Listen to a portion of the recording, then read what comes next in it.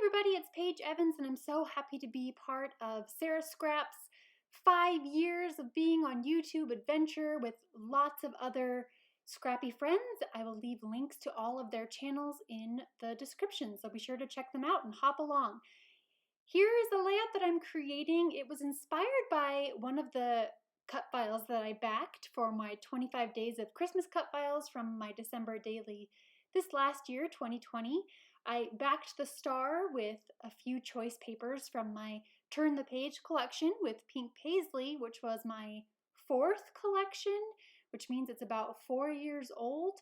So you can't really find it these days, but you can purchase the digital collection. So you can still get all of these papers and embellishments digitally and print them. So to start, I punched 8 1-inch squares from these 9 pattern papers. 8 of them are 12 by 12, and then one that I took out from the 6 by 8, or I guess it's only 6 by 6 paper pad, and it has some gold foiling details. Once I had all of the squares punched out, I layered them together in groups of 4 and then cut them in half. So I just eyeballed it when I cut them in half, and if there was a direction on the pattern paper, horizontal or vertical, I rotated it or had the same amount going up and down and side to side, so that I just got all the variety of patterns and the directions that they go in the pattern. So again, layered 4 squares up at a time and then used a pair of fine-tipped scissors to cut them in half to make rectangles.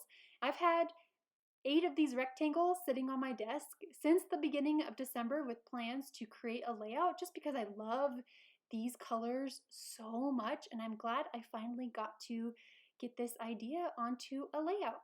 I grabbed a piece of textured off-white cardstock, and I just wanted to figure out a placement. I wanted to use as many of these rectangles as possible, and we are just about to redo our kitchen, and so I'm really into looking at tiles at the moment for backsplash and love the herringbone pattern. So I thought, hey, why not put these rectangles into a herringbone pattern? So I'm grabbing them one at a time. I am not adhering any of these down yet. I just want to figure out the placement, decide if I like the direction this layout is going. And I'm trying to mix up the colors as best as I can, so not have any of the same rectangles next to each other, so you get an overall rainbow vibe.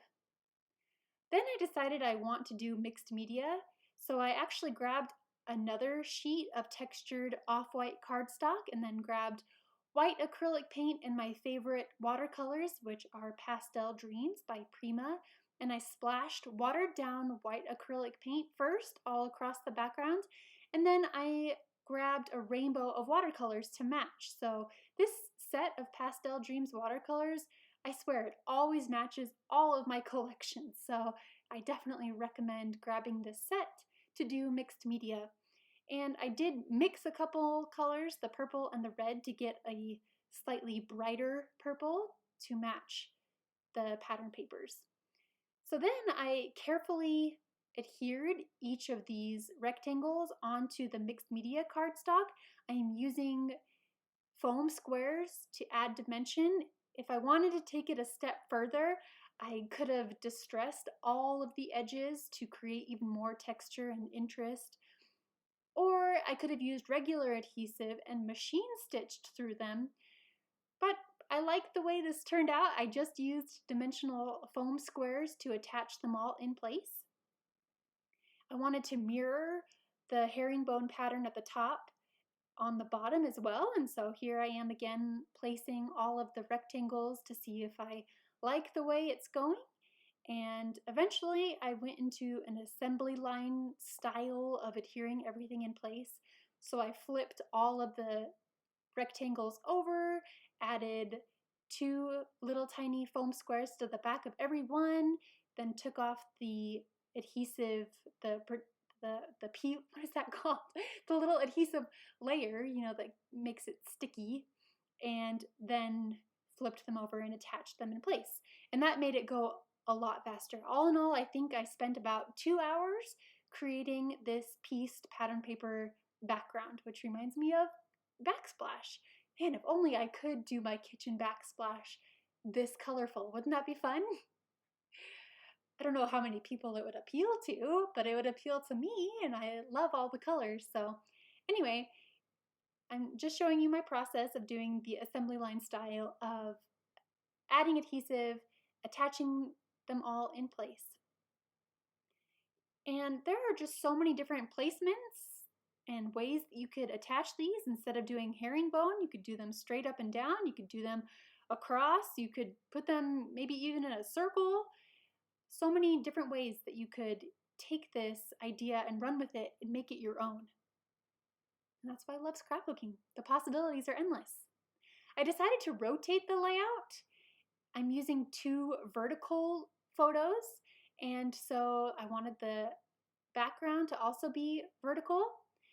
I put my scrapbook layouts away chronologically, and I was missing a layout for some reason in July of 2011, which is when we went to Hawaii.